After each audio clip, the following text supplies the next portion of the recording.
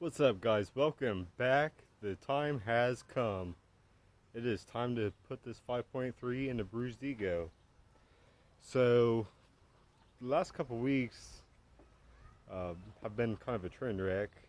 My transmission decided to break on my work truck over here. Which is all fine and well, but when I got it underneath, I found the frame is rotting and there's a big crack. So it's time to replace the work truck. Not only is it time to replace the work truck, but it's time to put the engine from the work truck in the Bruised Ego. So I've got the engine already pulled. This engine only has 150,000 miles on it. It's all cruddy and dirty, so that is what it is. I might clean it up a little bit once I get it stabbed in. But there it is.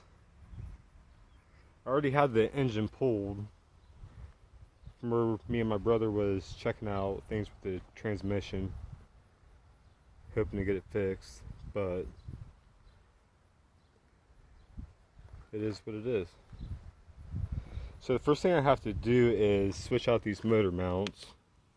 I did pick up another Transdapt motor mount that's already on the tubular K member for Bruised Ego.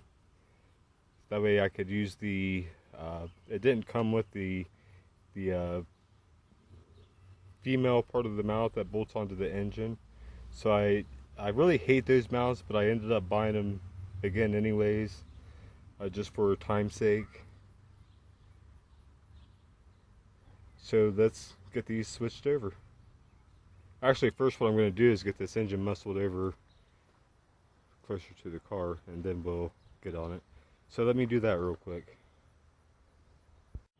Alright guys, so the engine is up over the engine bay. Not quite centered yet, but that's alright because now we're going to swap out these mounts and I'm going to take this flex plate off.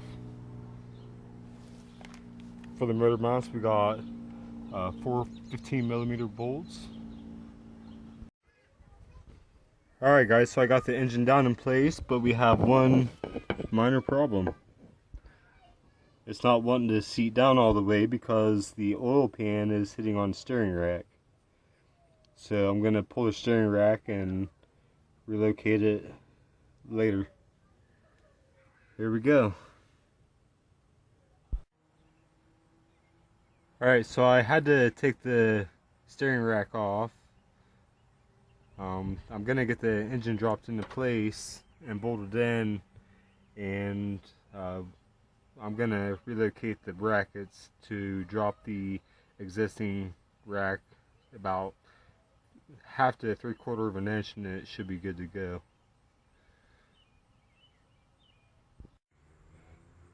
Alright guys, the hardest part is done. Bruised Ego is officially LS swapped. We got both motor mounts bolted in. Still got to tighten up the long bolts, but that's no biggie. Got this mount over here bolted in.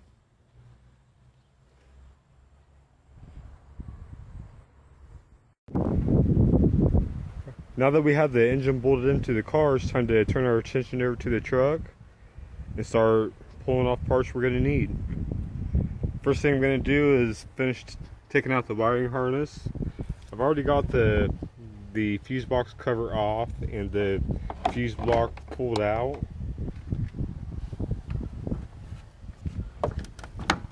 So what we got to do is get a 7mm and loosen this nut, and this plug should come out, freeing up the wiring harness. Alright guys, I went ahead and undid all the plugs at the bottom. I'm going to go ahead and save the fuse block itself.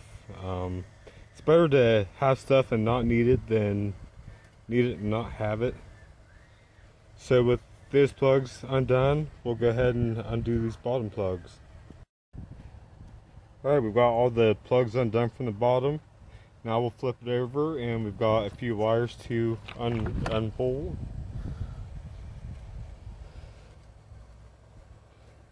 We'll start with this one right here. It's a 7mm, so we'll pop it off. Now we'll jump to this one. It's going to be a 13mm 1/2 inch. Then we got this terminal to undo. It's a 10mm. Alright, so there's the battery power wire removed. Now we'll jump back up there, and we've got a fusible link right here that goes into the cab, and another plug right here that goes into the cab. We'll go ahead and cut those wires over on the other side. I'm not sure yet if we're going to need those yet or not, so I'll go ahead and save the plugs and splice into it if need be. Alright, we've got all the wiring harness freed up. So now we'll jump over here to the ECM. I've got the cover popped off, and we'll undo these little clips right here, and the ECM should come right out.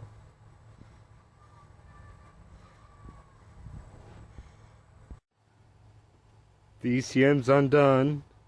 I went ahead and got underneath the truck. I tried to film underneath there, but it wasn't turning out too well. So what I ended up doing was cutting all the wires for the transmission itself, because we're going to be running a manual transmission, as you guys know. So I don't need all that wiring. I did be sure to leave the wiring for the O2 sensors though. So all we have left is part of the wiring harness goes through the bracket that holds the power steering pump and alternator. So I'm just going to cut the 2 power steering hoses and lift everything out all at once, because we're going to need that bracket as well for the alternator. Alright guys, so I got the wiring harness and ECM out, along with the power steering pump and alternator bracket. We'll deal with taking the power steering pump off later. I also took off I broke off the fuel lines so I can splice those into the V6 fuel lines if I can. I'm not sure how I'm going to do that yet, so I went ahead and took them just in case I can use them. And I went ahead and removed the throttle cable from the pedal on the inside of the truck, and took that as well, because we are converting the Firebird from drive-by-wire to drive-by cable.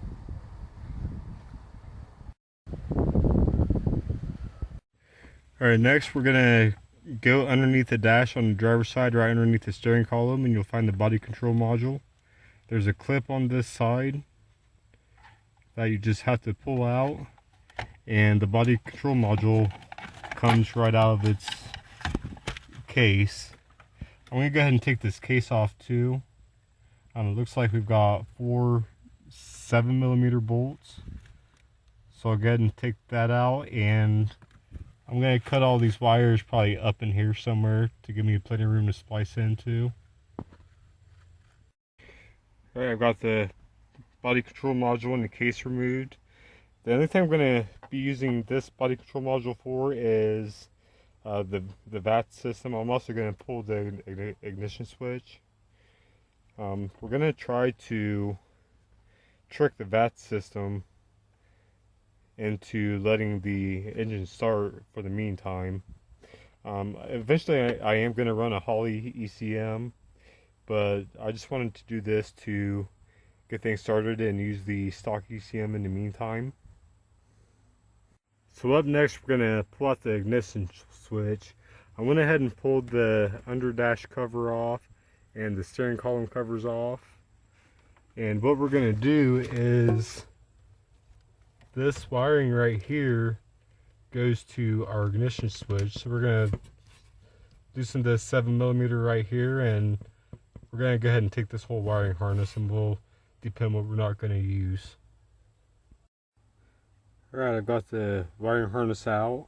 I cut most of the harness except for everything that goes to the ignition switch itself and the neutral safety switch. I'm going to go ahead and pull the switch out, the neutral safety switch. It looks like a T25, and it also looks like we need a T25 to take the ignition switch out. So I'll go ahead and undo those 2 bolts and we'll see what else we need to do. And there it is, we've got the ignition switch out. All I had to do is take out that one T25 nut, and there's another one that holds it on the front behind the clock spring. Let's see if I can find where. There it is. There's another one that holds it right behind the clock spring. I wasn't going to mess with taking all that off. Actually, it looks like there's 2, so I just snapped it off. The only thing I really care about is the wiring and the ignition switch itself and the key. What I'm going to do is I'm going to try to hardwire everything together in the Firebird, and the key that's in the existing ignition switch is only going to unlock the steering wheel, and I'm going to actually use that key to start the car.